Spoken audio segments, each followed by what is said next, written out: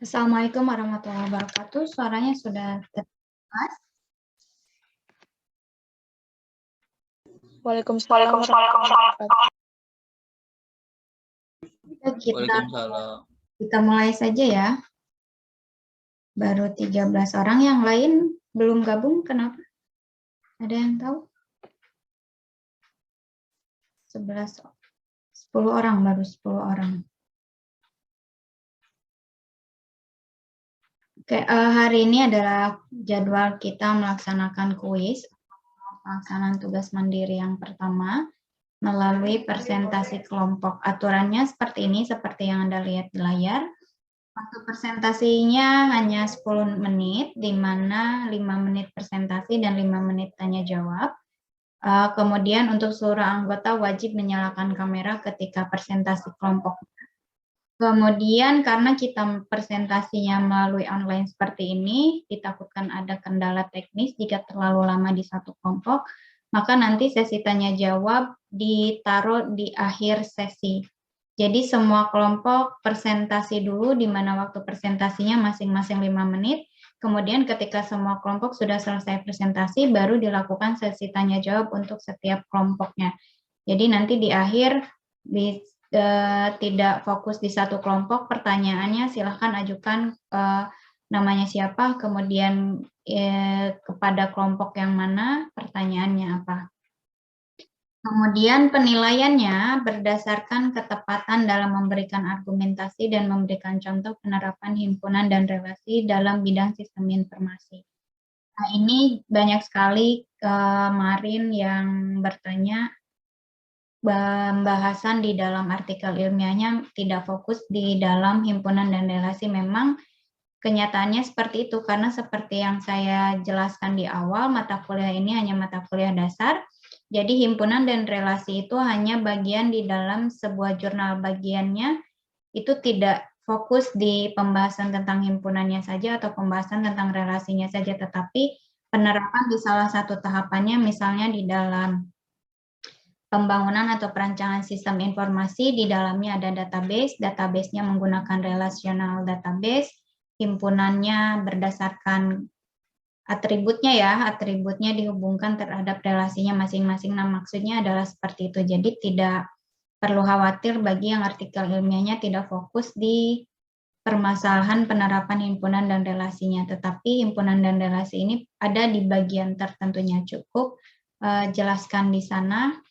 Kemudian kemampuan menguasai presentasi dan menjawab pertanyaan. Ingat, presentasi itu bukan membaca apa yang ada di PowerPoint, tetapi menjelaskan apa yang sudah Anda pelajari atau Anda baca di dalam artikel ilmiahnya, supaya teman-teman Anda dapat mengetahui contoh penerapan himpunan dan relasinya.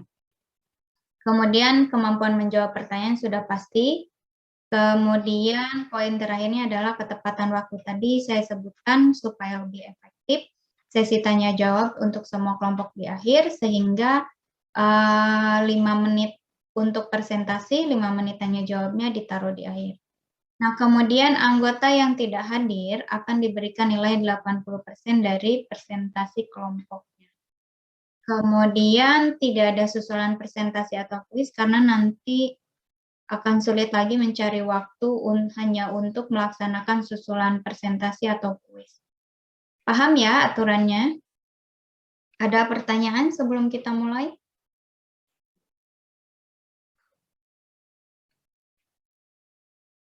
Kalau tidak ada, kita mulai. Urutan kelompoknya diacak ya. Saya tidak tahu kelompok 1 siapa, kelompok 2 siapa. Kelompok pertama, kelompoknya Ahmad Dhani Chandra sudah hadir?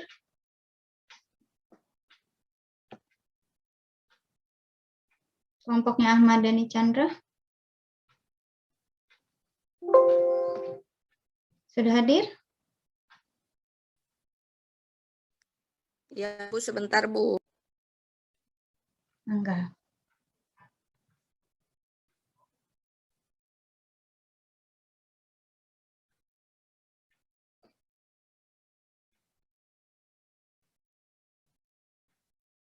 Anggotanya Ahmad Dhani Chandra, kemudian Muhammad Faris, Syukur Ramadhani, kemudian Muhammad Hilmi Rizkullah, kemudian Miyoko Rizky Ramdhani, dan Suci Destia Risdayanti.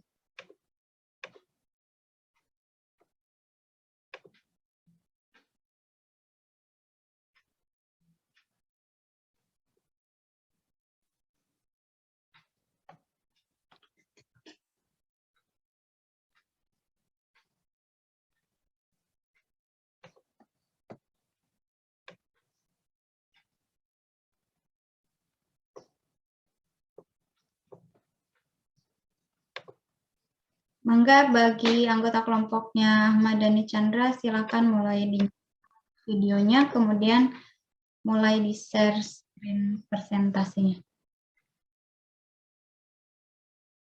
Sebentar Bu, ini lagi dipersiapin Bu. Oke.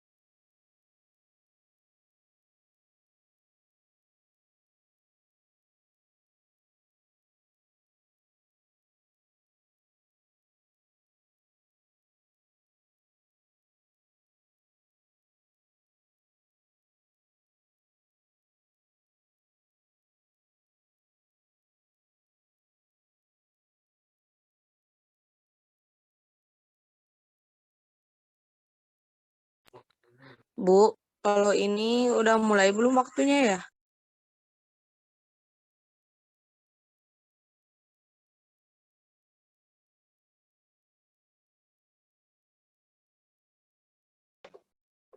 Waktu dihitung dari mulai presentasi, supaya nanti tidak ngaret ke kelompok yang lain, tolong dipercepat persiapannya.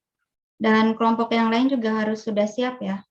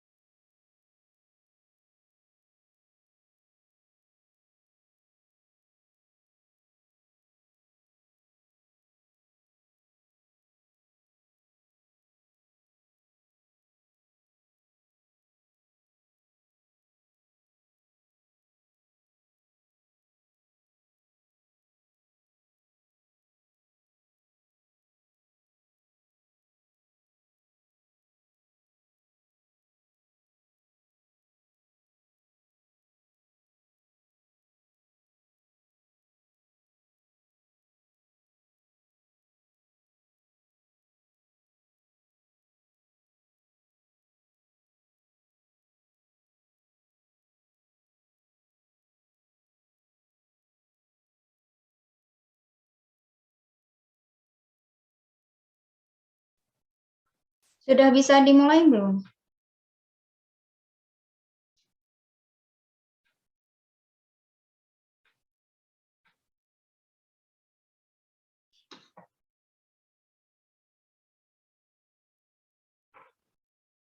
Kelompoknya Ahmad Dhani sudah bisa dimulai?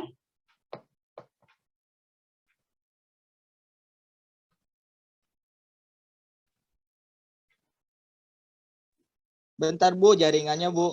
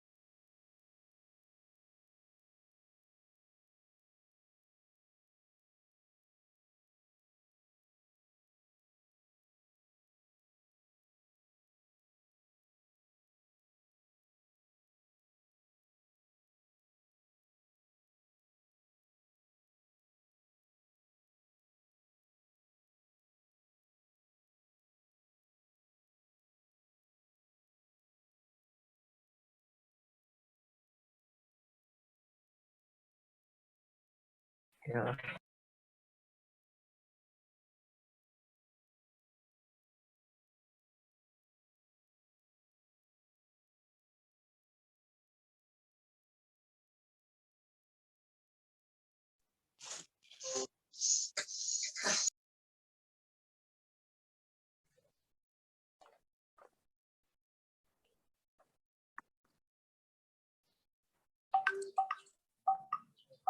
Assalamualaikum warahmatullahi wabarakatuh. Waalaikumsalam warahmatullahi wabarakatuh. Ada yang satu lokasi enggak? Ada Bu. Yang satu lokasi di mute yang lainnya ya, supaya tidak ada feedback. Kameranya dinyalakan untuk semua anggota kelompok.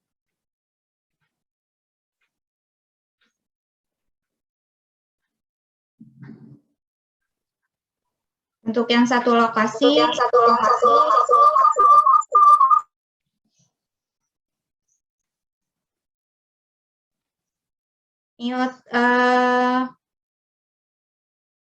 mute suaranya supaya tidak ada feedback, hanya untuk yang sedang berbicara yang menggunakan mikrofonnya supaya tidak ada feedback. Mangga bisa dimulai.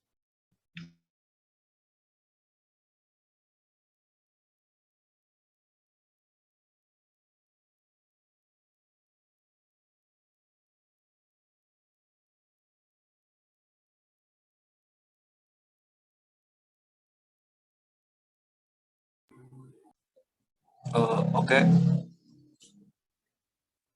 Perkenalkan, nama saya Ahmad Dhani Chandra dari kelompok 4 dengan anggota Miyoko Rizky Ramdhani, Paris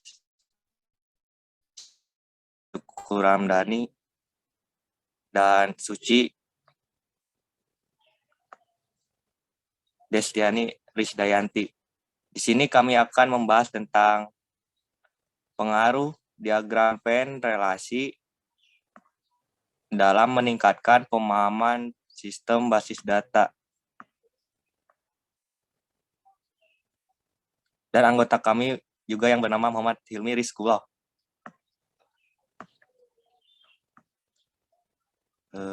Dari pendahuluan akan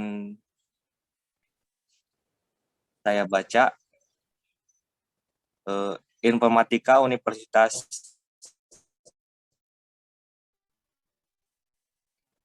Indrapari PGRI, yaitu mata kuliah basis data pada rancangan pembelajaran semester RPS Sistem Basis Data semester 5 dan 6 tentang Entity Relationship Diagram atau RD untuk mengabarkan relasi antara data.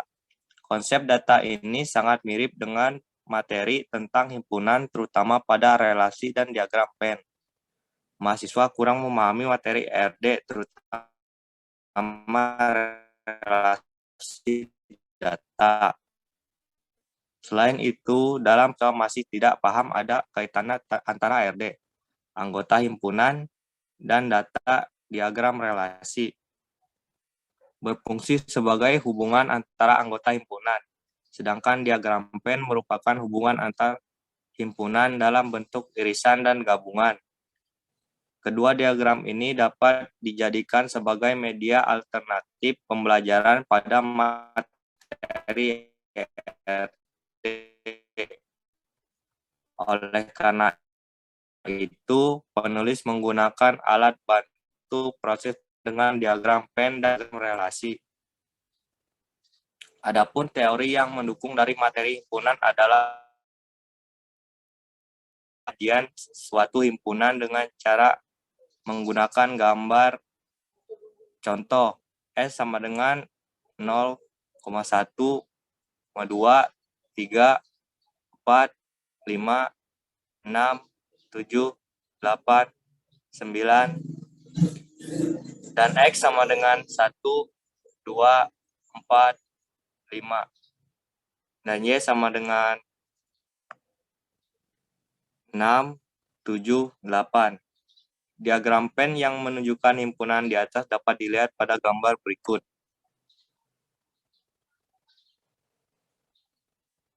Dan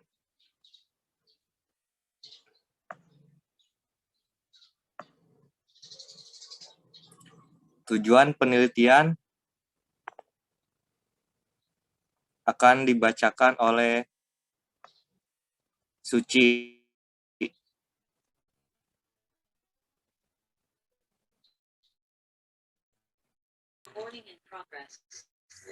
Tujuan melakukan penelitian ini agar mahasiswa mendapat memahami hubungan antar tabel pada sistem basis data.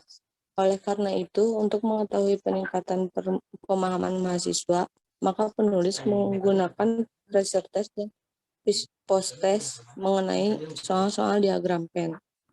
Diagram relasi dan basis data ditambah dengan pembuatan tabel relasinya, sehingga akan ditemukan sebagaimana penguji tersebut dapat peningkatan pemahaman sistem basis data. Manfaat penelitian ini bagi penulis adalah dapat mengaplikasikan diagram Venn dan diagram relasi berdasar pada materi himpunan ke dalam mata kuliah sistem basis data, terutama materi ERD. Hipotesis pada penelitian ini yaitu pengaruh diagram Venn dan diagram relasi dalam meningkatkan pemahaman sistem basis data.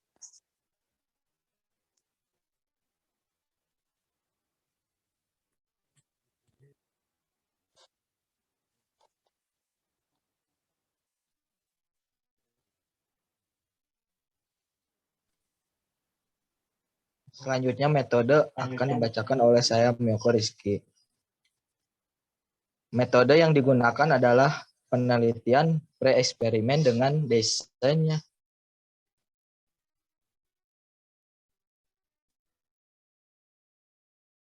yaitu one group berjumlah 45 mahasiswa semester 5 jurusan Teknik Informatika tahun ajaran 2020-2021 Universitas Indraprasta PGRI.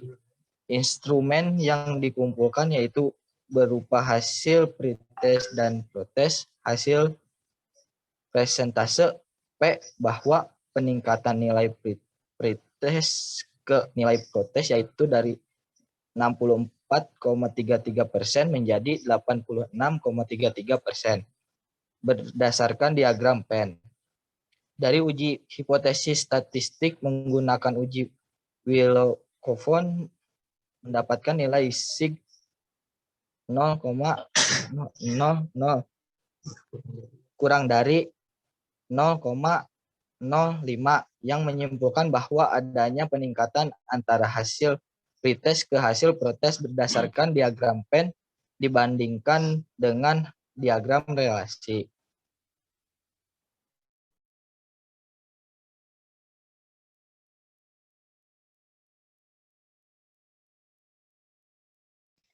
Selanjutnya akan dibacakan oleh Paris.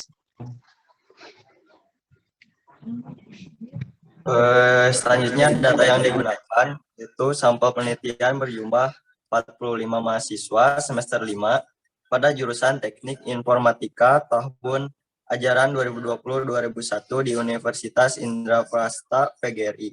Rancangan kegiatan penelitian dapat dilihat pada gambar berikut, yaitu yang pertama melakukan observasi, lalu menganalisa masalah, lalu menyebarkan pretest, lalu menilai hasil pretest, treatment, lalu penyebaran post-test, dan selanjutnya menilai hasil post-test.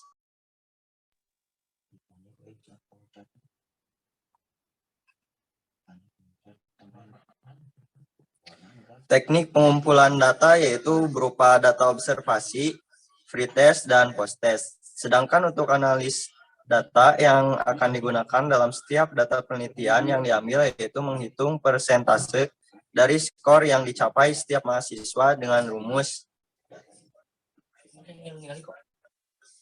P sama dengan skor rata-rata per skor maksimal dikali 100%. Kemudian hasil dari presentasi tersebut berkualifikasi dengan pedoman acuan patokan atau PAP skala 5. Berikut ini tabel kualifikasinya.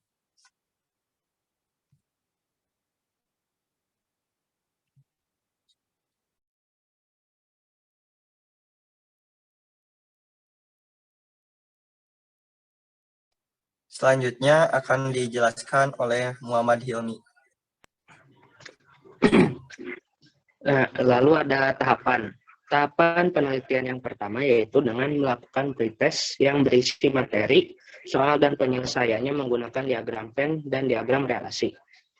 Tahapan post-test dengan cara yang sama agar dapat dilihat peningkatan pemahaman mahasiswa mengenai sistem basis data dengan menggunakan diagram Venn dan relasi sebagai alat bantu.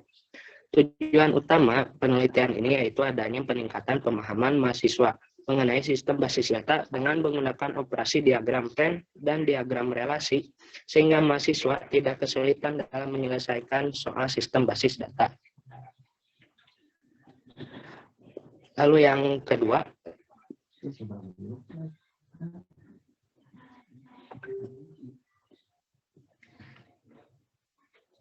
positive rank atau selisih positif antara pemahaman sistem basis data untuk pretest dan post-test, di mana dihasilkan 44 data positif. Yang artinya jumlah 44 mahasiswa mengalami peningkatan pemahaman sistem basis data dari nilai pretest ke nilai post-test. Mean rank atau rata-rata peningkatan tersebut adalah 22,55. Sedangkan jumlah ranking positif atau sum of rank adalah sebesar 990,00.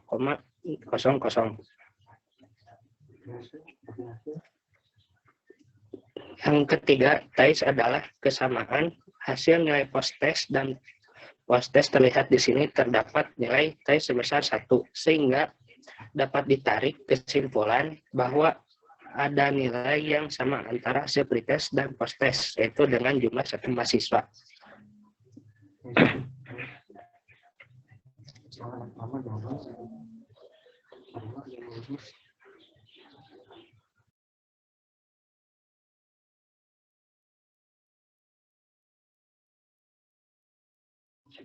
Nah, untuk contoh tabelnya bisa dilihat.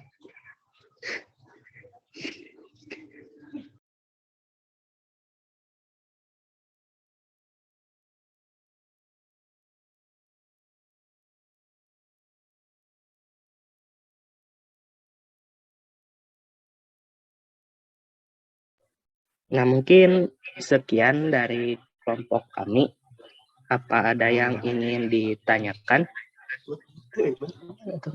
Untuk sesi tanya jawabnya nanti di akhir ya, setelah semua kelompok presentasi, supaya nanti tidak ada kendala karena kita melawan kendala internet, supaya semuanya bisa presentasi terlebih dahulu. Nanti bagi teman-temannya yang ingin bertanya ke kelompoknya Ahmad Dhani, kemudian Faris, kemudian Hilmi, Miyoko, dan Suci, Silakan disimpan pertanyaannya, nanti diajukan di akhir sesi. Mangga untuk kelompoknya Ahmad Dhani bisa ditutup terlebih dahulu.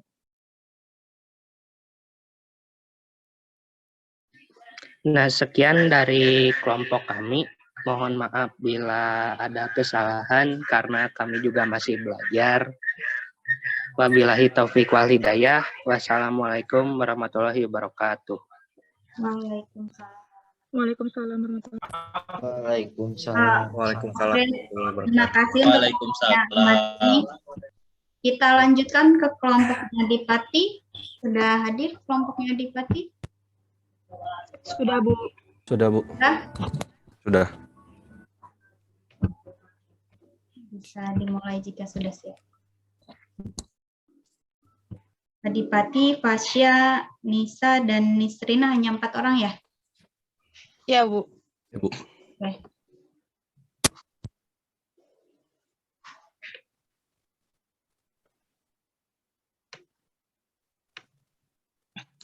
Oke, Assalamualaikum warahmatullahi wabarakatuh. Waalaikumsalam. Kelompok kami, kelompok 2, akan menjelaskan artikel ilmiah yang telah kami kaji, yaitu dengan judul Penerapan Operasi Himpunan dan Fungsi Agregasi pada Perencangan Basis Data Alumni Universitas Halu Oleo. Sebelum pada materi, izinkan kami memperkenalkan diri terlebih dahulu. Next.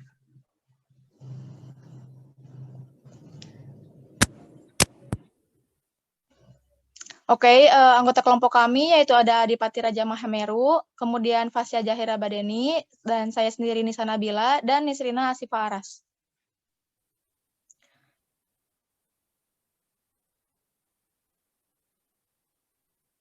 Oke, yang selanjutnya pendahuluan akan dijelaskan oleh Fasya Zahira Badeni. Kepada Fasya, saya persilahkan.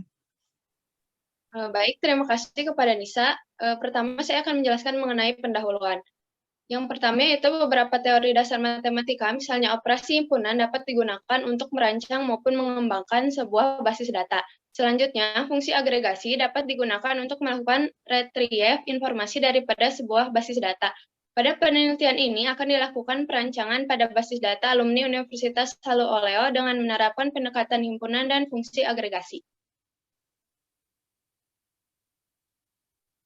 Selanjutnya itu ada tujuan penelitian. Tujuan penelitian ini adalah untuk merancang basis data di alumni Universitas Halu Oleo menggunakan operasi himpunan dan fungsi agregasi. Tahapan penelitian akan dimulai dari tahapan pengumpulan data, mendefinisikan struktur data pada basis data alumni, implementasi SQL menggunakan driver MySQL. Tujuan jangka panjang penelitian ini terintegrasinya sistem pengelolaan data alumni Universitas Halu Oleo sehingga dapat mendukung terwujudnya sebuah sistem pendukung pengambilan keputusan berbasis teknologi informasi yang handal.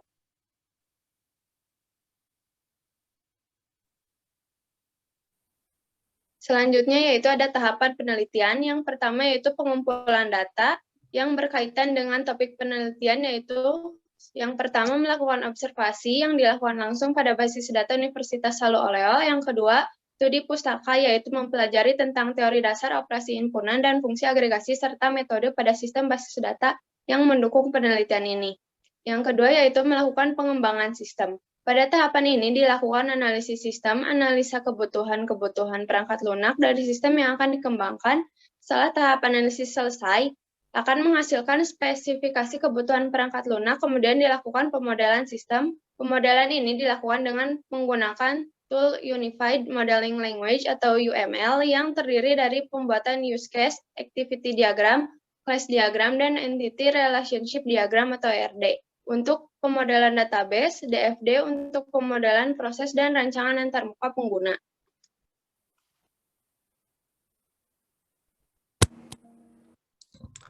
Oke, untuk jenis data penelitian akan dibacakan oleh saya sendiri Adipati. Data yang akan digunakan pada penelitian ini adalah data akademik Universitas Halu Oleo. Data tersebut berasal dari basis data Sistem Informasi Akademik SIAKAD, Universitas Halu Oleo maupun Sistem Informasi Pendataan Wisuda yang dikelola oleh UPT Teknologi Informasi dan Komunikasi. Hasil dan pembahasan.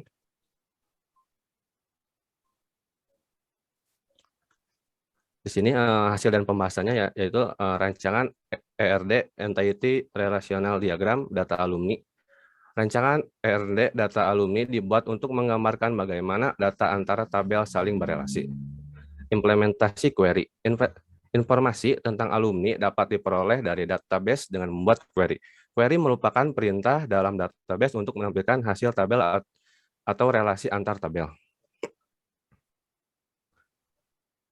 Nah, di sini contoh yang kita lihat sama-sama yaitu contoh relasi pada studi kasus. Jadi, tabel mahasiswa yang merah ini berelasi dengan tabel mahasiswa yang keluar, serta tabel mahasiswa jenis yang keluar dan saling berrelasi dengan mahasiswa kategori. Jadi, sehingga keempat tabel tersebut saling berelasi.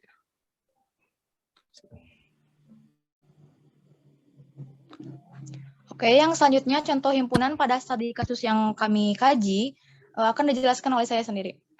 Yang pertama yaitu irisan. Irisan atau intersection, irisan antara dua buah himpunan dinotasikan oleh tanda irisan atau seperti U terbalik ya. Misalkan himpunan A dan B adalah himpunan yang tidak saling lepas, maka himpunan A irisan B, X di mana X adalah anggota himpunan dari A dan X anggota himpunan dari B.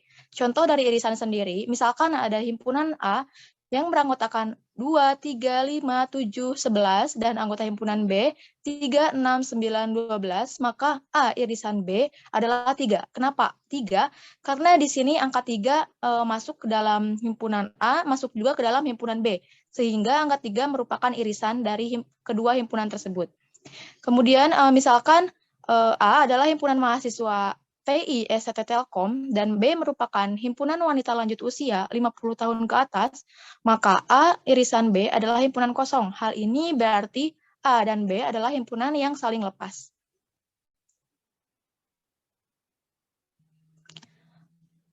Kemudian contoh himpunan pada studi kasus yang kami kaji yang selanjutnya adalah gabungan. Gabungan antara dua buah himpunan dinotasikan oleh tanda seperti U ya, union. Misalkan A dan B adalah himpunan, maka A gabungan B, X di mana X anggota himpunan A atau X anggota himpunan B. Nah, gambar di samping memperlihatkan diagram Venn operasi gabungan atau union.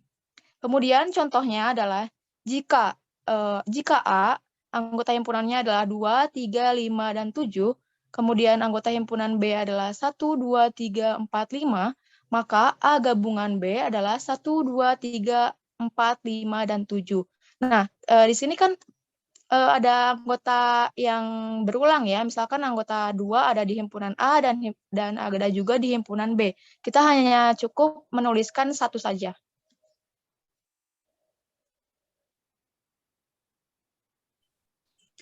Selanjutnya ialah contoh himpunan komplement. Komplement dari suatu himpunan merupakan unsur-unsur yang ada pada himpunan universal, kecuali anggota himpunan tersebut. Misalkan A merupakan himpunan yang berada pada semester pembicaraan U, maka komplement dari himpunan A dinotasikan oleh A komplement. X, di mana X merupakan elemen dari U, dan X bukan merupakan dari elemen A.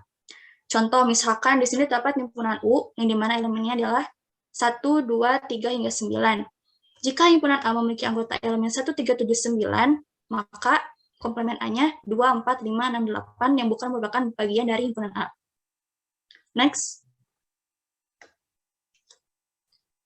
Di sini sebagai tambahan terdapat fungsi agregasi. Ini sedikit mengingatkan kepada teman-teman semua kepada mata kuliah sistem basis data. Di sini terdapat nama fungsi.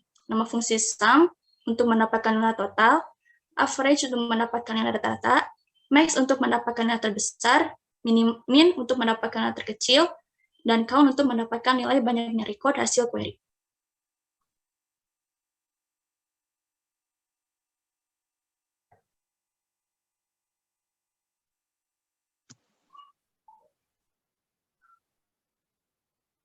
Next.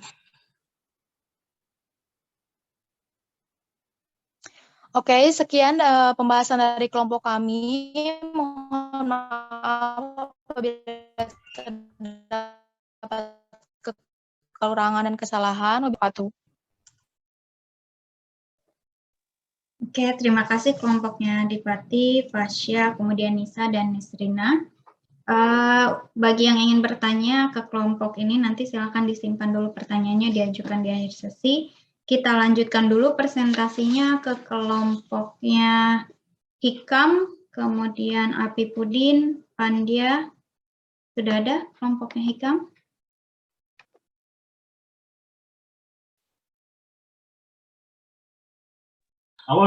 Baik, Enggak, kelompoknya Hikam, kemudian Apipudin dan Pandia. baik Bu. Iya ya.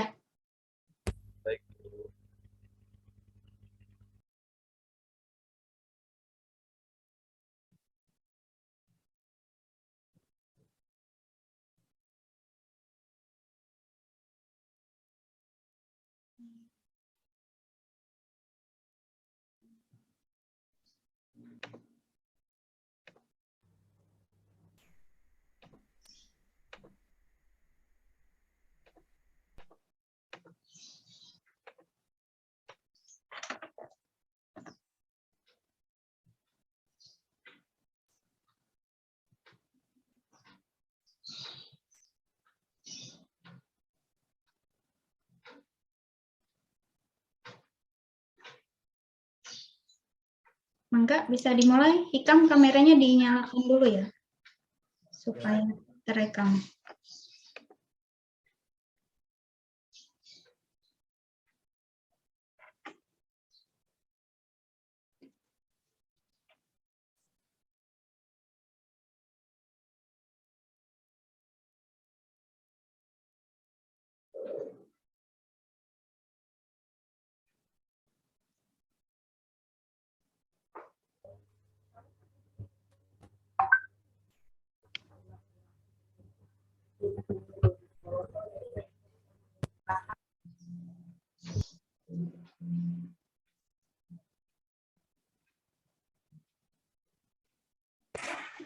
Assalamualaikum warahmatullahi wabarakatuh.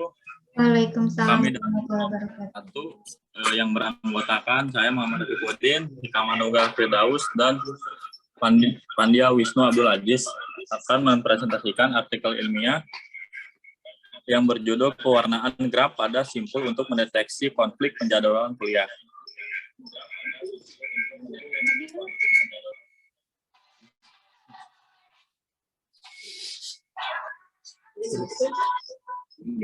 Pendahuluan, latar belakang. Graf merupakan salah satu model matematika yang kompleks dan cukup sulit. Akan tetapi bisa juga menjadi solusi yang sangat bagus untuk masalah tertentu. Maka dari itu, representasi dari suatu graf bergantung dari sifat data dan operasi yang dilakukan terhadap data dari sebuah kasus tertentu. Dalam kehidupan sehari-hari, banyak sekali persoalan yang diimplementasikan dengan graf. Bidang-bidang yang menggunakan penerapan graf antara lain switching network, coding theory, electric analysis, operation research, aljabar, computer science, dan kimia. Tujuan penelitian untuk memecahkan masalah penjadwalan kuliah, meminimalkan banyaknya warna yang digunakan untuk mewarnai setiap simpul, memaksimumkan fasilitas perkuliahan yang telah disediakan kampus dan mencegah terjadinya bentrokan kuliah antara fakultas yang satu dengan yang lainnya. Landasan teori. Definisi pewarnaan graf adalah pemberian warna yang biasanya dipresentasikan sebagai bilangan terurut mulai dari 1 atau dapat juga dipresentasikan langsung dengan menggunakan warna merah, biru, hijau, dan lain-lain pada objek tertentu pada suatu graf. Objek tersebut dapat berupa simpul, sisi, wilayah, ataupun kombinasi ketiganya. Nah, seperti contoh gambar di samping, yang disebut simpul itu yang berwarna merah, biru, dan hijau, dan yang disebut sisi itu garis yang menghubungkan antara simpul satu dan yang lainnya.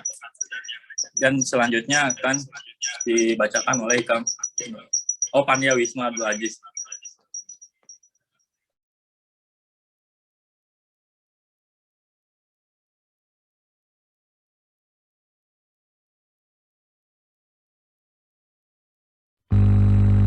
Baik,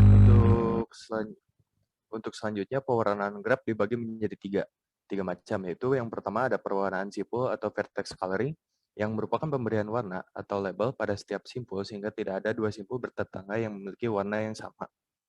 Lalu yang kedua ada perwarnaan sisi edge coloring, yang merupakan pemberian warna pada setiap sisi pada graf sehingga sisi-sisi yang berhubungan tidak memiliki warna yang sama.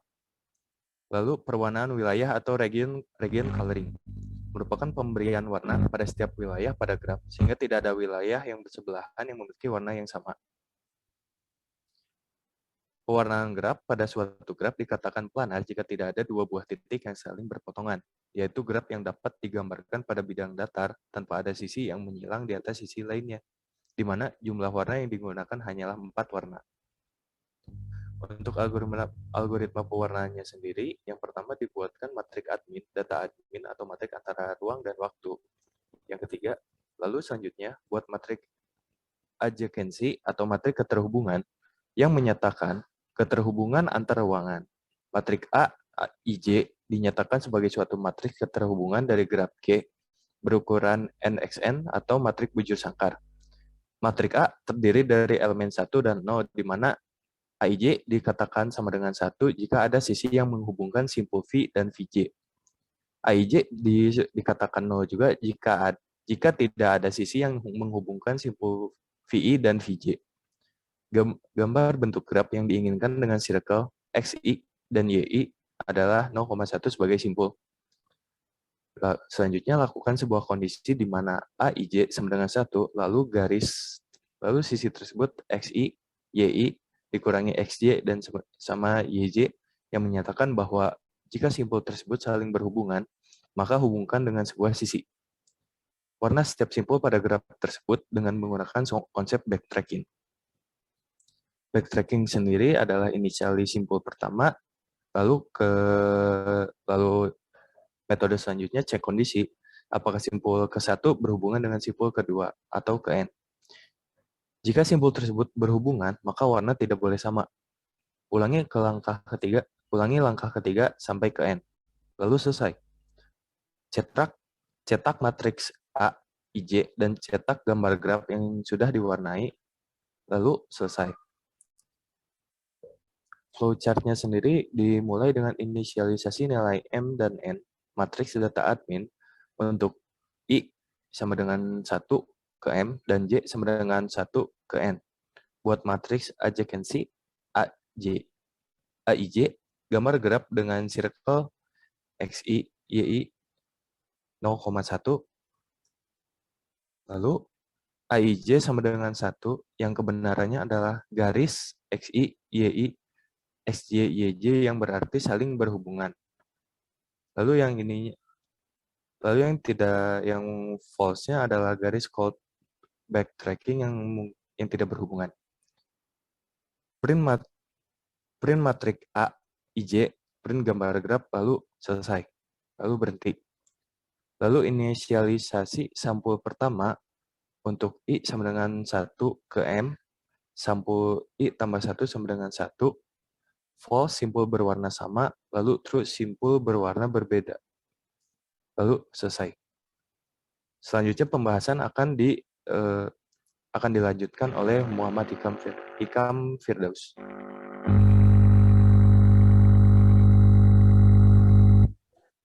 Oke, selanjutnya pembahasan. Nah, pewarnaan graf tidak hanya sekedar mewarnai simpul-simpul dengan warna yang berbeda, namun juga menginginkan jumlah warna yang digunakan sesedikit mungkin. Nah, dalam hal ini jenis graf yang digunakan merupakan jenis graf yang sederhana.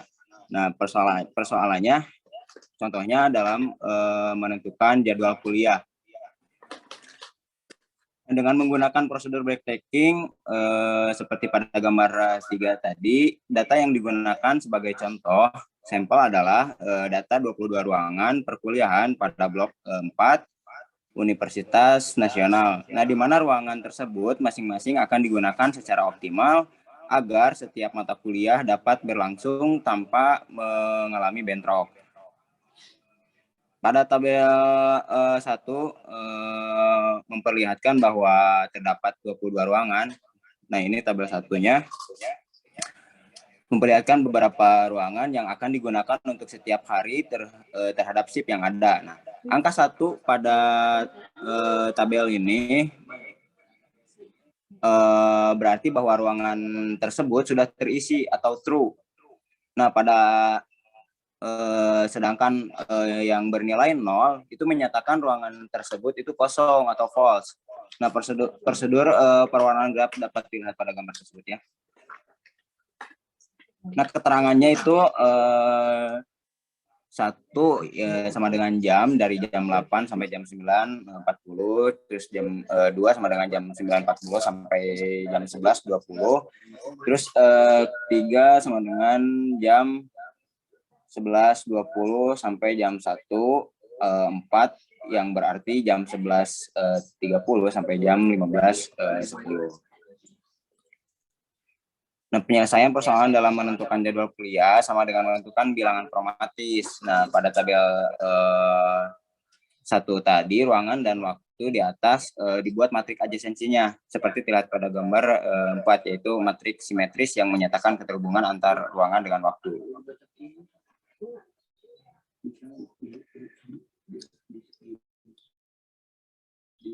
Nah, berdasarkan gambar 4 dapat dilihat bahwa dihubungkan oleh sisi, maka kedua ruangan tersebut tidak dapat digunakan untuk tempat perkuliahan pada waktu yang sama.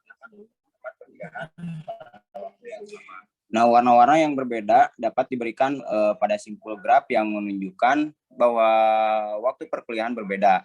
Penulisan menginginkan jadwal kuliah sedikit mungkin untuk memudahkan pelaksanaannya. Jadi si warna itu kita usahakan menggunakan warna yang sedikit, yang lebih sedikit gitu. Nah, untuk itu penulisan harus menentukan banyak bilangan kromatis yang digunakan untuk memiliki warna yang sama, sehingga si masing-masing mata kuliah tersebut dapat dilakukan tanpa mengalami bentrok. Nah, banyak warna yang dipakai untuk mewarnai setiap simpul pada suatu graf ditentukan dari matrik adjasensi. Nah, pada gambar kelima, graf yang sudah diwarnainya. Nah, ini graf yang sudah diwarnainya. Mohon maaf, ini jadi warna, jadi abu-abu sama putih ya. Seharusnya ada warnanya itu.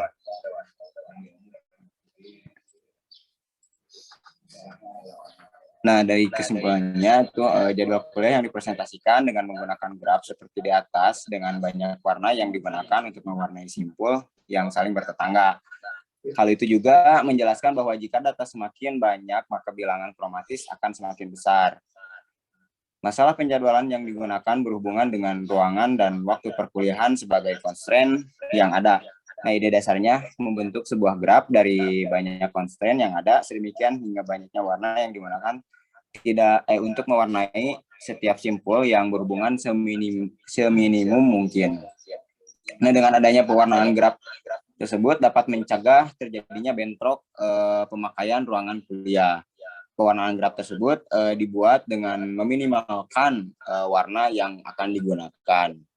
Nah, sekian, terima kasih presentasi dari kelompok kami. Mohon maaf apabila banyak kesalahan.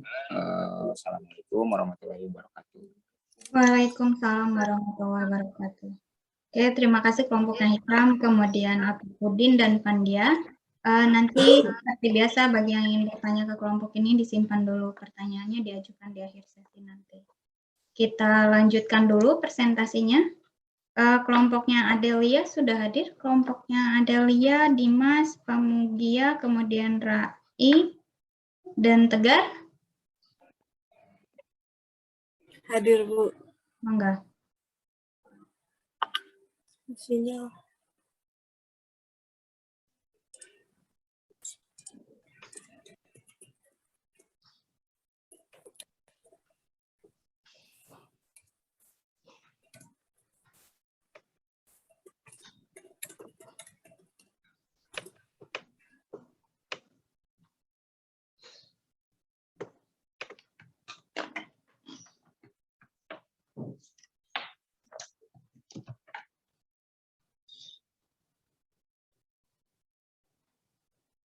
Mangga anggota kelompoknya dinyalakan kameranya ya.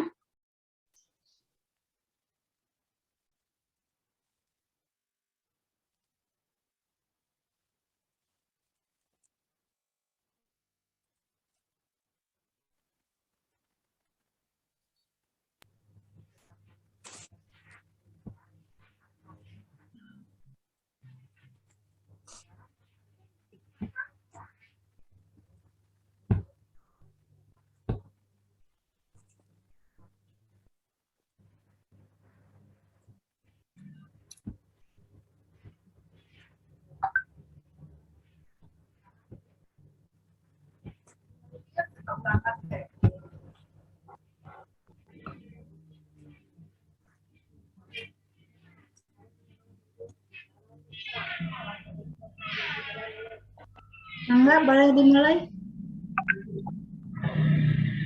Assalamualaikum warahmatullahi wabarakatuh. Waalaikumsalam. Waalaikumsalam warahmatullahi wabarakatuh. Kami dari kelompok 6 akan mempresentasikan hasil dari analisis kelompok kami berjudul Perancangan dan Implementasi Sistem Informasi Urunan Desa atau URDES berdasarkan pada pajak bumi dan bangunan. Dianggotakan Adelia Patria April, Dimas Desia Ramadhani, Pamugia Ganara Pamungkas, Rai Kurnia Dewi, dan Tegar Paja Latian.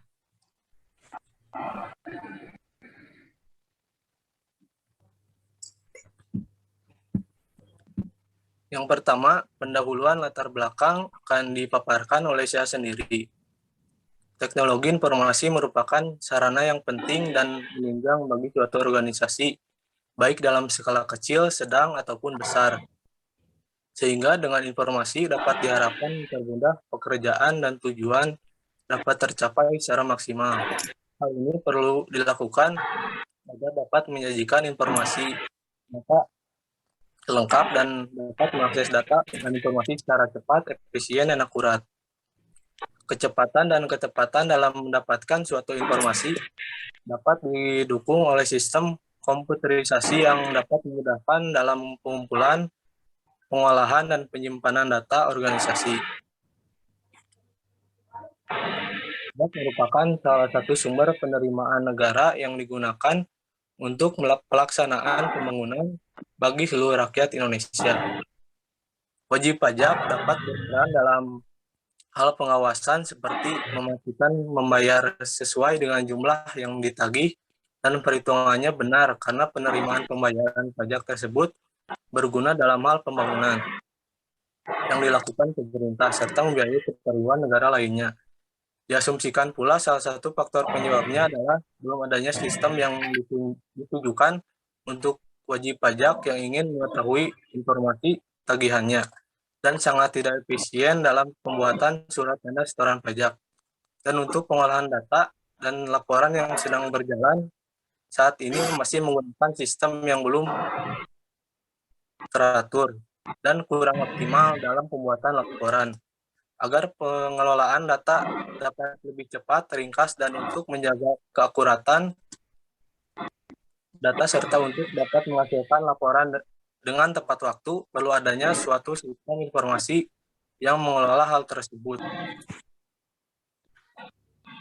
Selanjutnya, tujuan penelitian akan dipaparkan oleh Adelia Sapitria Sapril. Tujuan penelitian. Yang pertama, untuk membuat sistem perhitungan URDES yang dapat dilakukan secara komputerisasi sehingga menghasilkan informasi yang relevan. Yang kedua, untuk membuat sistem informasi URDES yang dapat memberikan informasi keuangan yang akurat sehingga kesalahan yang sering dialami dapat terpecahkan.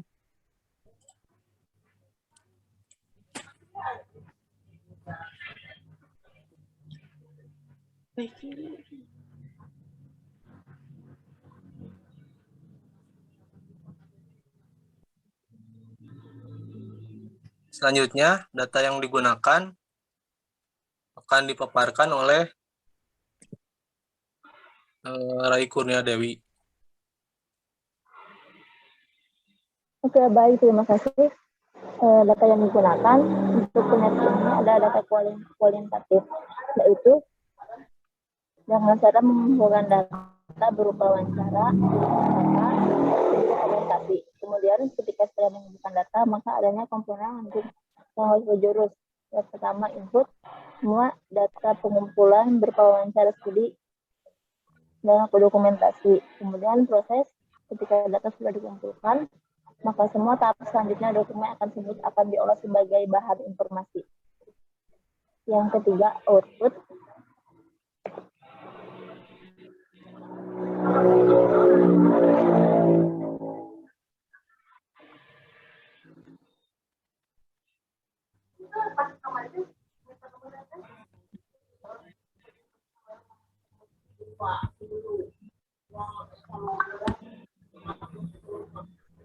Kemudian DFD merupakan alat menggunakan sistem yang telah dikembangkan untuk penyimpanan data. Kemudian adanya beberapa simbol atau flow diagram, yaitu eksternal MDT dan flow process dan data share.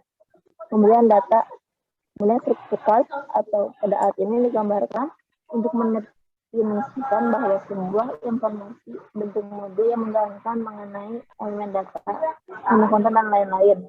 Kemudian yang ketiga, alat bentuk bagian. Alat yang bentuk bagian sifatnya umum. Fungsi dari alat ini merupakan alat yang berbentuk klasik, merupakan menunjukkan hubungan dari data basis informasi yang dirangsang oleh bagian alat untuk mempermudah analisa dalam proses prosedur selanjutnya.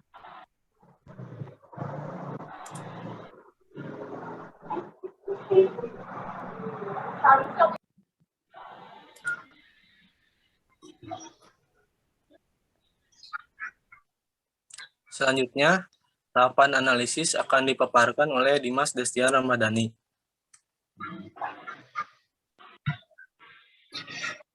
Terima kasih. Tahapan analisis di sini dilakukan dengan melakukan perancangan sistem yang dibagi dalam dua bagian, yaitu satu, perancangan sistem secara umum atau perancangan konseptual, perancangan logikal atau perancangan makro. Yang kedua, perancangan sistem terinci atau perancangan sistem secara fisik. Tujuan dari perancangan sistem yaitu untuk memenuhi kebutuhan pemakai sistem, memberikan gambaran secara umum tentang sistem yang baru. Suatu penggambaran dari kumpulan elemen-elemen yang saling berkaitan yang kemudian diolah sehingga menghasilkan informasi yang berguna dan bermanfaat dalam pengambilan keputusan dan atau untuk mengendalikan organisasi. Untuk mendukung lancarnya suatu sistem informasi dibutuhkan beberapa komponen yang fungsinya sangat penting di dalam informasi. Yang pertama yaitu input, semua data yang dimasukkan ke dalam sistem informasi, yaitu dokumen-dokumen atau formulir dan file-file. Dokumen-dokumen tersebut dikumpulkan dan konfirmasikan ke suatu bentuk sehingga dapat diterima oleh pengolah yang meliputi yaitu pencatatan, penyimpanan, pengujian, dan pengkodean. Yang kedua yaitu proses, merupakan kumpulan prosedur yang akan memanipulasi input yang kemudian akan disimpan dalam bagian basis data dan seterusnya akan diolah menjadi suatu output yang akan digunakan oleh si penerima. Yang ketiga yaitu output. Output merupakan suatu keluaran atau hasil dari model yang sudah diolah menjadi suatu informasi yang berguna dan dapat dipakai penerima. Komponen ini akan berhubungan langsung dengan pemakai sistem informasi dan merupakan tujuan akhir dari pembuatan sistem informasi. Keempat, yaitu teknologi. Teknologi di sini adalah bagian yang berfungsi untuk memasukkan input, mengolah input, dan menghasilkan keluaran. Ada 3 bagian dalam teknologi ini, meliputi perangkat keras, perangkat lunak, dan perangkat manusia. Yang kelima yaitu basis data, merupakan kumpulan data-data yang saling berhubungan satu dengan yang lain yang disimpan dalam perangkat keras komputer dan akan diolah menggunakan dan akan diolah menggunakan perangkat lunak.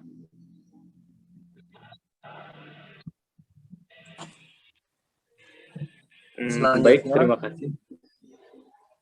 Selanjutnya hasil dan penelitian akan dipaparkan oleh Tegar Fajar Hafian.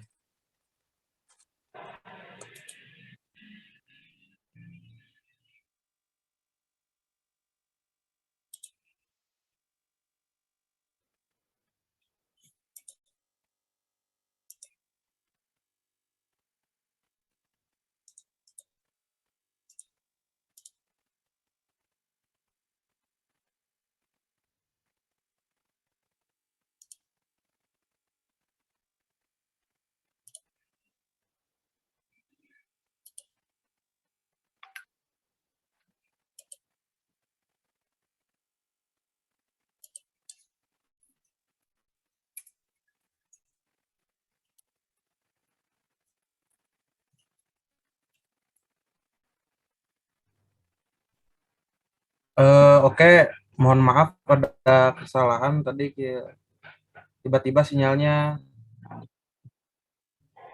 hilang. Untuk hasil dan penelitian berdasarkan hasil dari perancangan dan pengembangan sistem, maka dapat disimpulkan sebagai berikut. Nah, yang pertama, sistem informasi ORDES ini dapat mempermudah dalam penyusunan dan penghitungan pajak dengan cepat dan akurat, sehingga dapat meminimalisir waktu kerja. Sistem informasi ORDES ini juga dapat membuat laporan penghitungan ORDES dan tersimpan dengan baik dan rapi, serta tidak mudah rusak bahkan hilang. Ada beberapa saran yang dapat dijadikan bahan masukan yang bermanfaat dari pihak-pihak yang bersangkutan berikut ini. Sistem informasi ORDES ini memerlukan sumber daya yang handal, sehingga tingkat keakuratan pengelolaan data dari sistem yang baru akan lebih terjamin. Yang kedua, sistem informasi ORDES ini maka perlu adanya bimbingan dan pelatihan mengenai sistem ini kepada pegawai, serta perlu dilakukan pemeliharaan dan evaluasi secara berkala untuk pengembangan sistem selanjutnya.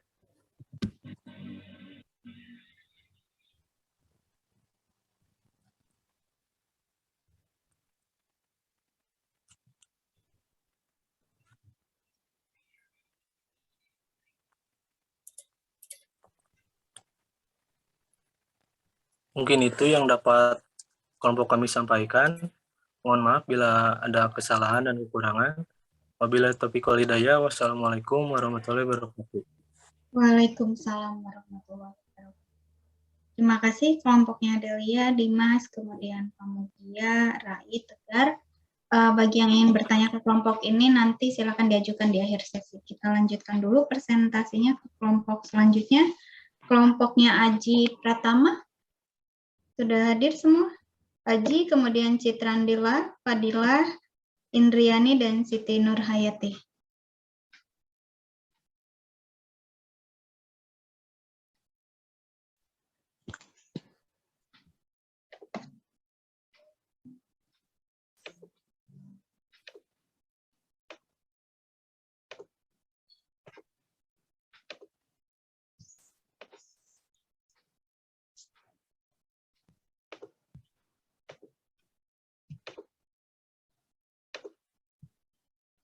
Aji Pratama, kemudian Citrandila, Fadilah, Indriani, dan Siti Nurhayati.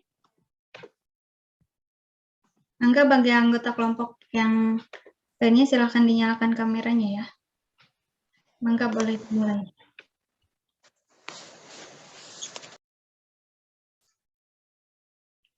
Assalamualaikum warahmatullahi wabarakatuh.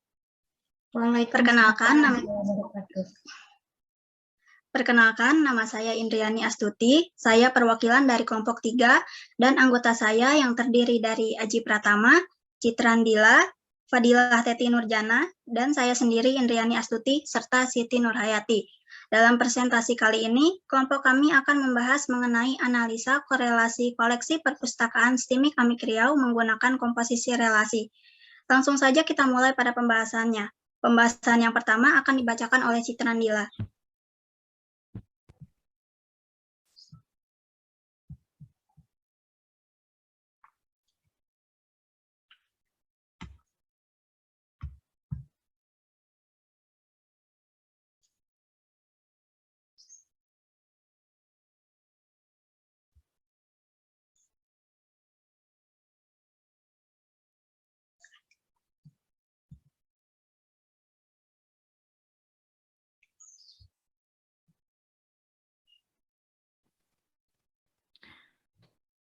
Baik, di sini saya akan menjelaskan mengenai pendahuluan latar belakang.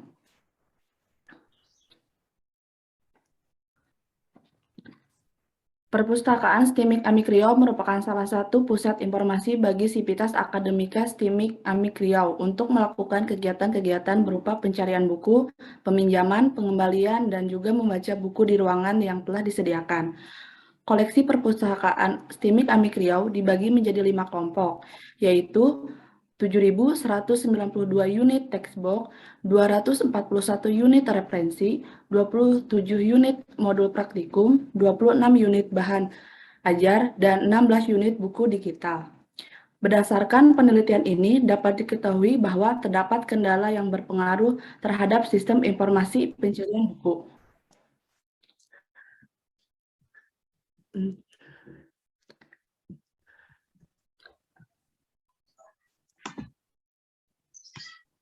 Bentar, Bu.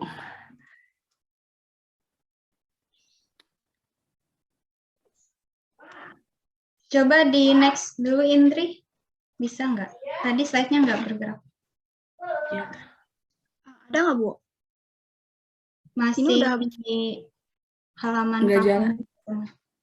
Yang di share-nya kalau sudah dibentuk dalam slideshow-nya yang di share-nya. Bisa nggak?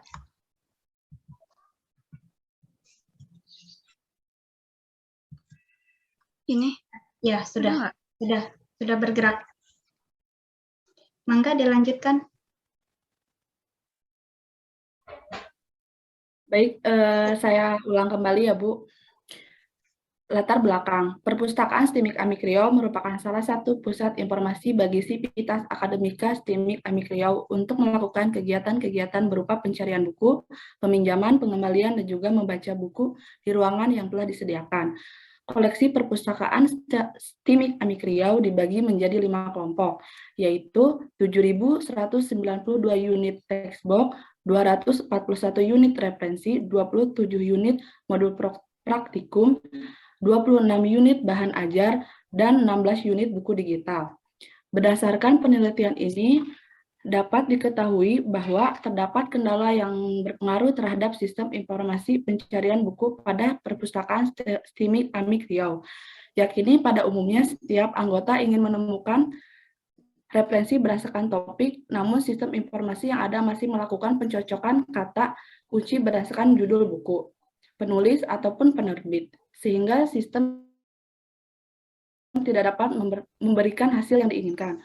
Oleh karena itu, berdasarkan permasalahan tersebut, maka komposisi relasi dianggap tepat sebagai teknik pencarian koleksi-koleksi perpustakaan yang saling berkaitan berdasarkan topik yang diinginkan.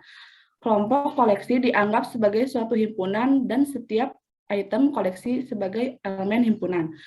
Penelitian ini memberikan hasil bahwa komposisi relasi mampu menjadi solusi untuk memperhatikan keterkaitan antara koleksi berdasarkan deskripsi yang dibahas secara bersamaan. Kemudian, tujuan akan dibacakan oleh Aji Pratama. Baik, materi selanjutnya yaitu pendahuluan pada bagian tujuan penelitian. Dengan adanya tujuan penelitian, yaitu untuk menyelesaikan permasalahan pencarian, yakni menyempurnakan sistem informasi yang ada di perpustakaan STIMIK Amik Riau, dengan menggunakan komposisi relasi. Relasi yang akan dihasilkan yaitu memperlihatkan komposisi relasi antar kelompok koleksi perpustakaan, sehingga kata kunci yang dapat memberikan saran terhadap koleksi-koleksi yang berkaitan. Baik, materi selanjutnya akan dibacakan oleh Indri.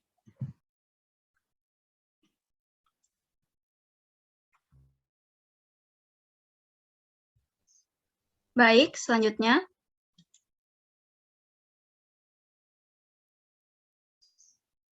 Baik, selanjutnya data yang digunakan yaitu misalkan R adalah relasi dari A ke B dan S adalah relasi dari B ke C. Komposisi R dan S dengan notasi S komposisi R adalah relasi dari A ke C yang didefinisikan oleh komposisi relasi S dan R elemennya adalah A, C, di mana A adalah anggota himpunan A, C adalah anggota himpunan C, dan beberapa elemen himpunan B adalah A, B, termasuk relasi R dan B, C termasuk relasi S. Contoh, misalkan relasi R anggotanya 1,2, 1,6, 2,4, 3,4, 3,6, 3,8 adalah relasi dari himpunan 1, 2, 3 ke himpunan 2, 4, 6, 8, dan relasi S sama dengan 2,U, 4,S, 4,T, 6,T, 8,U adalah relasi dari himpunan 2, 4, 6, 8 ke himpunan STU. Maka komposisi R dan S sama dengan 1,U, 1,T, 2,S, 2,T, 3,S, 3,T, dan 3,U. Dapat juga diperlihatkan pada gambar di samping terlihat bahwa terdapat 3 buah himpunan yang memiliki hubungan atau relasi antara satu elemen dengan elemen lainnya. Selanjutnya, metode penelitian tahapan analisis akan dibacakan oleh Fadilah Teti Nurjana. Baik, selanjutnya tahapan analisis berdasarkan diagram di atas dapat dibentuk suatu komposisi relasi antar koleksi buku yang ada di perpustakaan. Kemudian diimplementasikan terhadap 3 kelompok koleksi perpustakaan, yaitu koleksi buku matematika, koleksi buku pengolahan citra, dan koleksi buku aplikasi. Setiap masing-masing kelompok koleksi memiliki elemen yang dapat dihubungkan dengan koleksi buku lainnya. Nah, di dalam penelitian ini, setiap koleksi perpustakaan memiliki 1 atau lebih relasi. Setiap koleksi akan dimisalkan sebagai sebuah himpunan sehingga dapat digambarkan komposisi relasi antar koleksi perpustakaan. Dengan demikian, apabila pengguna memberikan suatu kata kunci, maka sistem akan melakukan penelusuran terhadap seluruh koleksi yang memiliki relasi dengan kata kunci yang diberikan, seperti yang diperlihatkan pada gambar di bawah ini. Koleksi 1, koleksi 2, dan koleksi 3. Pembahasan selanjutnya akan dijelaskan oleh Siti Nurhayati. Baik, selanjutnya yaitu adalah hasil dan pembahasan. Nah, pada gambar di samping terlihat bahwa di antara ketiga kelompok koleksi buku terdapat panah yang menghubungkan antara satu elemen dengan elemen lainnya. Hubungan elemen tersebut terjadi dikarenakan di antara kedua elemen yang dihubungkan memiliki setidaknya satu kecocokan deskripsi dari setiap buku. Sebagai contoh, antara elemen matematika diskrit memiliki kecocokan deskripsi dengan elemen konsep pengolahan citra digital dan ekstraksi fitur, yaitu pada deskripsi matriks, kedua elemen tersebut secara bersama membahas materi matriks. Sekian dari kelompok kami, mohon maaf bila ada kesalahan. Wassalamualaikum warahmatullahi wabarakatuh. Waalaikumsalam warahmatullahi wabarakatuh. Ya, terima kasih untuk kelompoknya Aji, kemudian Citrandila, Fadila, Indri, dan Siti Nurhayati. Bagi yang ingin bertanya ke kelompok ini, nanti silakan diajukan di akhir sesi. Kita lanjutkan dulu presentasi ke kelompok selanjutnya, kelompoknya Fajar Setiawan, Mutiara, kemudian Riki, Fadilah Nur Arif, dan Cynthia. Mangga.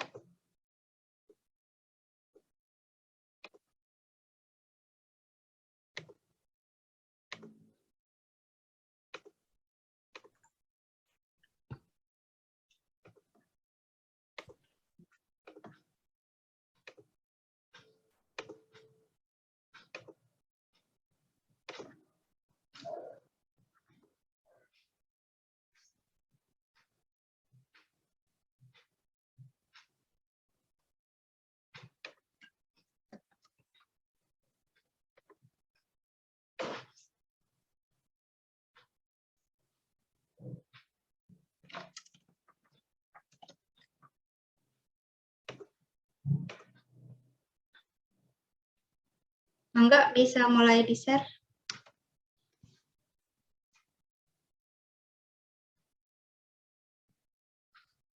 Ya, silahkan dimulai.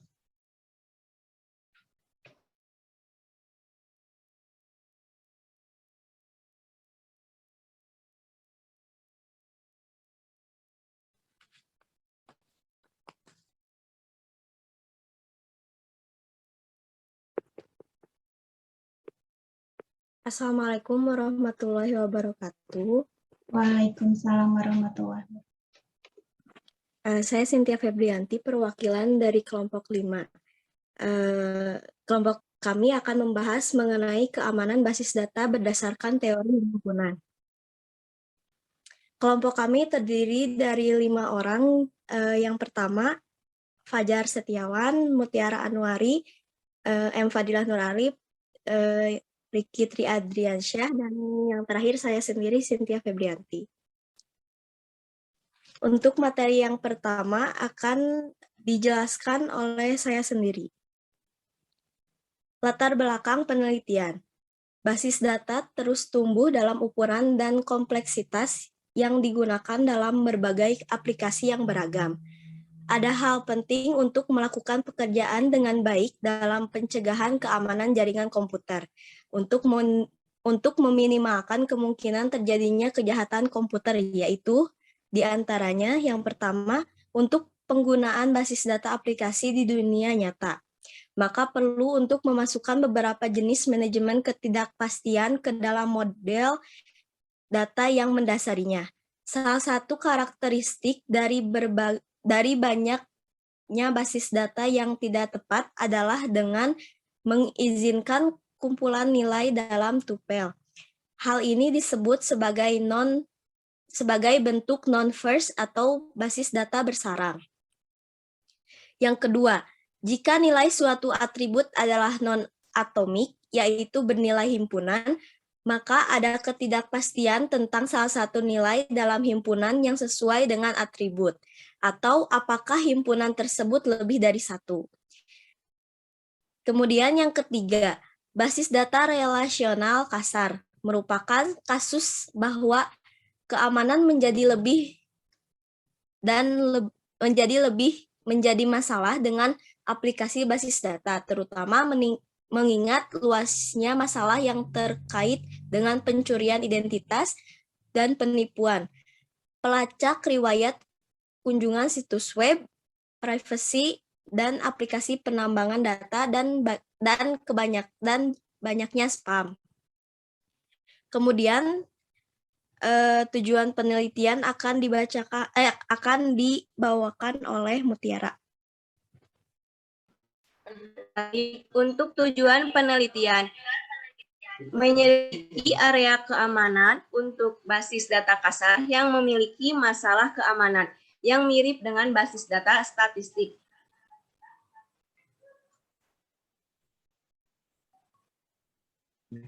Next. Untuk metode penelitian terdapat himpunan kasar. Himpunan kasar X adalah himpunan bagian dari U yang didefinisikan dalam bentuk himpunan yang terdefinisi dengan menentukan daerah aproksimasi bawah Rx dan atas Rx. Rx sama dengan X elemen U jika X irisan himpunan bagian dari X, dan Rx sama dengan X elemen U jika XR irisan dari X ketidaksamaan himpunan yang tidak memiliki elemen. Rx adalah wilayah positif, U Rx adalah wilayah negatif, dan Rx kurangi Rx adalah batas atau wilayah garis batas dari himpunan kasar X, memungkinkan untuk perbedaan antara instruksi tertentu dan mungkin dalam himpunan kasar.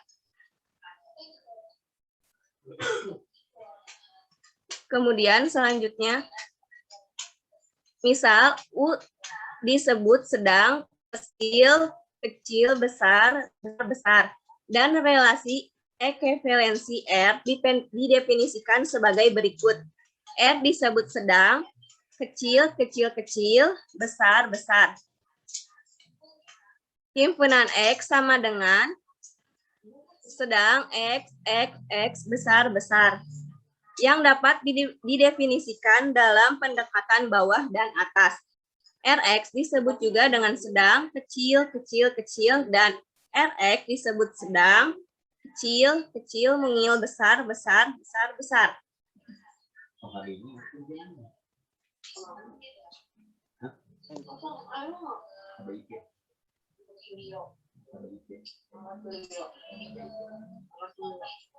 Untuk selanjutnya, basis data relasional kasar akan dijelaskan oleh Fajar Setiawan. Basis data relasional kasar. Basis data relasional kasar memiliki beberapa fitur yang sama dengan basis data relasional biasa. Kedua model mempresentasikan data sebagai kumpulan relasi yang mengandung tupel. Hubungan ini adalah himpunan. Tupel dari suatu relasi adalah elemennya. Dan seperti elemen himpunan pada umumnya, tidak beratur dan tidak terduplikasi. Next. Relasi kasar adalah himpunan bagian dari perkalian silang, himpunan P1, P2, dan seterusnya. Sebuah tupel kasar T adalah sembarang anggota dari R yang menyiratkan bahwa ia juga merupakan anggota dari P1, P2, dan seterusnya.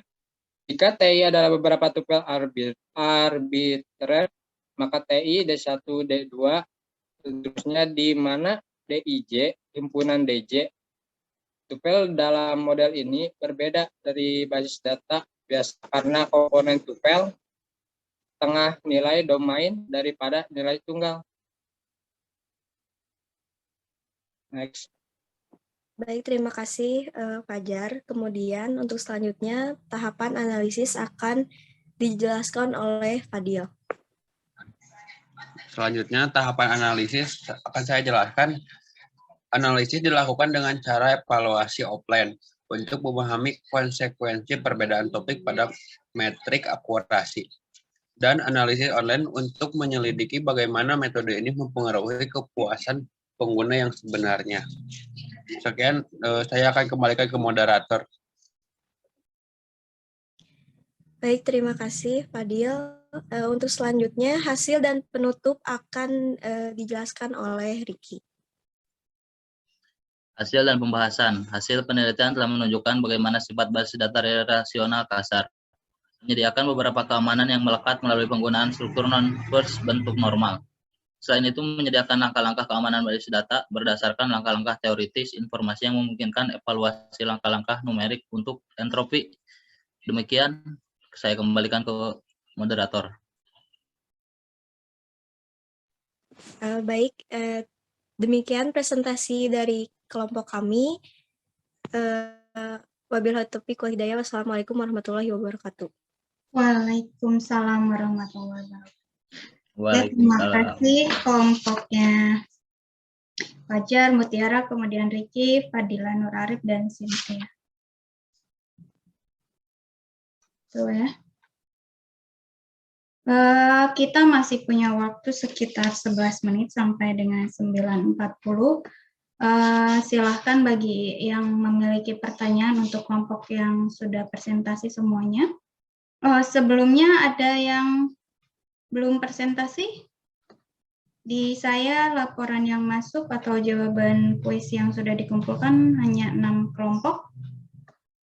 Ada yang belum presentasi di sini? Sudah semua, Bu. Sudah semua ya. Kalau sudah semua, selanjutnya sesi tanya jawab, mangga. Masih ada waktu 10 menit. Bagi yang memiliki pertanyaan, silahkan diajukan. Boleh buka speakernya dan tanyakan langsung kepada kelompok yang dituju. Saya mau bertanya kepada kelompok Ya, Faris, mangga. Citra nanti setelah Faris. Itu pertanyaannya itu untuk pemilihan.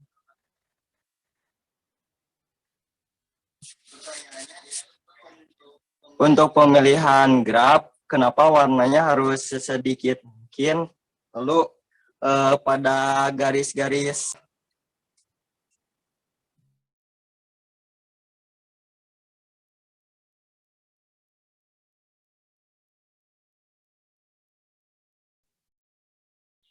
Faris, ada gangguan internet? ya Bu, nge-lag. Mangga, dilanjutkan. Sudah Bu, itu pertanyaannya. Jadi pertanyaannya pewarnaan graf ya untuk kelompok yang hikam. Kenapa harus sesedikit mungkin? Ya Bu, dan pada simpulnya itu kenapa harus berbeda warna? Oke. Hikam bisa langsung jawab tidak?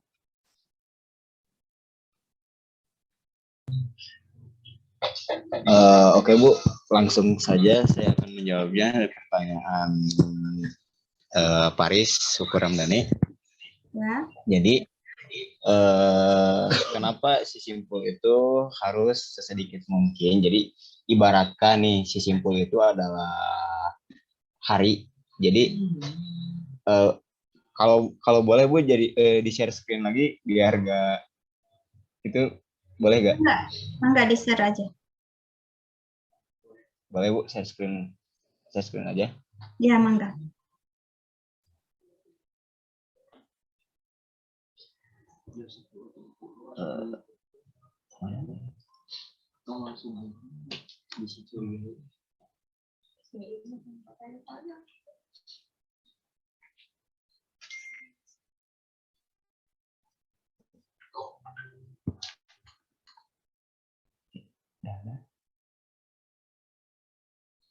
Nah, ibaratkan nih ya si untuk Paris Sukuramdani, nah ibaratkan si simpul itu yang bulatan-bulatan itu yang berbeda warna, diibaratkan itu jadwal untuk menentukan jadwal kuliah. Nah, si simpul itu teh hari, misalkan hari Senin, hari Selasa, hari Rabu. Nah, untuk menentukan jadwal kuliah kita jangan membuang-buang waktu mengambil 3 hari misalkannya.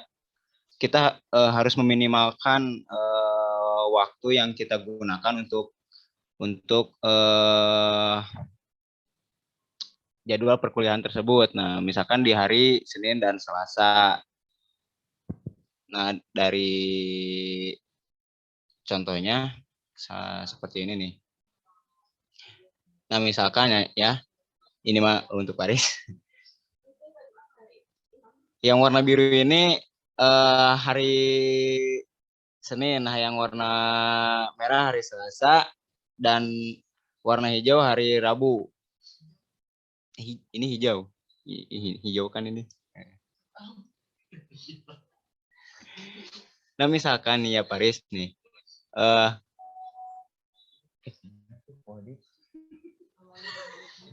bentar Bu. Jadi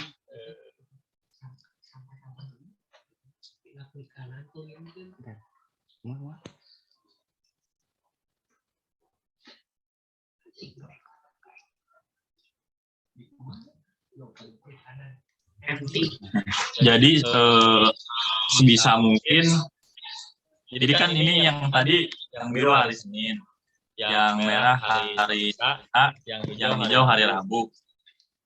Nah, bisa saja berbeda warna, maksudnya berbeda warna itu kan jadi berbeda hari. Nah kan tadi kata Hikam apa? Meminimalisir jumlah simpul yang digunakan supaya mudah dimengerti.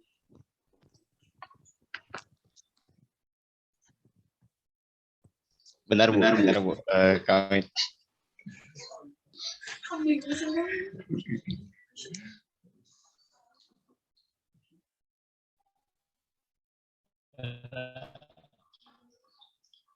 Oke, contohnya di dia contohnya. Ayah. Kumaha. Kala. Bentar Bu ya. Kala. tadi kamu ya kan berbeda sisi.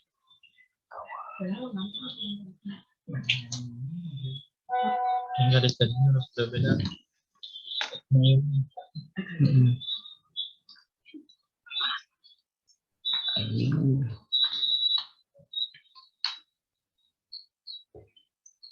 Tadi tuh pertanyaannya tuh kenapa si warnanya tuh harus seminimal mungkin kan ya berbeda. Nah, itu udah ada dari ketentuannya gitu. Dari ketentuannya harus menggunakan warna sesedikit mungkin. Nah, dari pewarnaan graf, kita si simbol graf ini disimbolkan dengan XG. Nah, yang ini nih, kalau nggak salah XG sama dengan K. XG sama dengan K. K itu kromatik. Nah, graf yang memiliki bilangan kromatik 1 adalah kosong. Jadi, yaitu graf yang hanya terdiri dari sebuah simpul. Gitu. Nah, sementara suatu graf dikatakan planar, planar itu saling berketerkaitan antara simpul dengan simpul yang lain yang dihubungkan oleh si garis. Nah, yang tadi si garis. Nah, yang garis ini yang menghubungkan antara simpul satu dengan simpul yang lainnya gitu, itu berplanar. Jadi kenapa harus sesedikit mungkin? Ini udah ada ketentuannya dari sananya gitu. Harus menggunakan simpul yang sesedikit mungkin. Ibaratkan tadi di hari untuk menentukan jadwal perkuliahan, tentunya kan di perkuliahan ada ujian gitu. Untuk menentukan ujian mata kuliah tersebut, kita harus menggunakan hari, meminimalisirkan gitu, sedikit menggunakan hari gitu ya. Gak boleh jangan menggunakan hari yang banyak gitu. Sudah cukup ya? Dan tadi pertanyaan kenapa garis-garisnya harus berbeda? Sebenarnya bukan garis. Harusnya kenapa warna-warna simpulnya harus berbeda mungkin? Karena ada sisi yang dihubungkan atau relasinya. Kecuali kalau misalkan warna simpulnya sama dan berdekatan, itu tidak apa-apa kalau tidak ada garis sisi. Ya, kalau tidak dihubungkan oleh sisi gitu, itu tidak apa-apa. Sisi warnanya sama. Kalau ada yang menghubungkan oleh sisi, itu harus berbeda karena bertetanggaan gitu. Kalau contoh kasusnya, kalau misalkan tadi di penentuan jadwal perkuliahan, biar tidak bentrok gitu. Oke, sudah cukup ya jawabannya? Mungkin seperti itu, Faris. Kita lanjutkan pertanyaan terakhir ya, karena waktunya tinggal 1 menit lagi. Tadi Citra ingin bertanya ke kelompok siapa? Ke kelompok Nisa, Bu. Mangga. Mengapa pada contoh himpunan irisan dikatakan himpunan tidak saling lepas? Kelompoknya Nisa? Adipati, Fasya. Baik. Oke, terima kasih kepada Citrandila ya atas pertanyaannya. Mungkin saya akan menjawabnya. Karena pada himpunan A dan himpunan B memiliki nilai yang sama atau bisa disebut dengan irisan. Nah, maka kedua himpunan ini saling terkait oleh angka tersebut, sehingga dikatakan himpunan tidak saling lepas tadi ya, seperti yang kita tanyakan. Karena mereka terhubung dan tidak saling lepas. Lihat saja pada contoh irisan yang tadi saya bahas, di situ ada angka 3. Nah, angka 3 ini menjadi irisannya. Angka 3 itu adalah penghubung antara himpunan A dan himpunan B. Jadi, himpunan A dan himpunan B saling terkait. Seperti inilah bisa dilihat dari tadi di diagram pennya kan, bahwa himpunan A dan himpunan B itu saling terkait oleh angka 3 tadi. Jadi, mereka itu disebut sebagai himpunan tidak saling lepas. Kalau tidak ada irisannya, mungkin mereka akan saling lepas gitu. Oke, apakah sudah cukup, Citran? Cukup. Oke, terima kasih. Oke, sayang ya waktunya sudah habis karena saya harus masuk ke kelas selanjutnya, kelas B, sudah terlambat 1 menit. kita akhiri pertemuan ini untuk kesimpulannya. Jadi contoh-contoh penerapannya tadi sudah betul semua, namun ada beberapa kelompok yang memang tidak dalam menjelaskannya itu tidak dikaitkan dengan oke, bagian ini adalah contoh dari relasi, kemudian bagian ini adalah contoh dari himpunannya dan lain sebagainya. Tapi dari artikel-artikel yang dipresentasikan itu semuanya sudah mencakup mengenai relasi dan himpunan, walaupun ada yang eksplisit dan ada yang implisit. Nah, biasanya yang tadi yang implisit itu kurang menjelaskan keterkaitannya dengan relasi, kemudian keterkaitannya dengan himpunannya, posisi atau letak di dalam artikelnya di bagian apa atau di tahap apanya. Kemudian untuk menambahkan tadi pertanyaan-pertanyaannya di pewarnaan graf ya, tadi sudah dijelaskan. Ini akan kita pelajari di setelah UTS.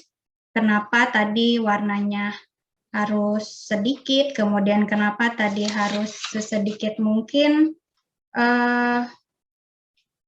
ya sesedikit mungkin warnanya dan warnanya juga sedikit ya.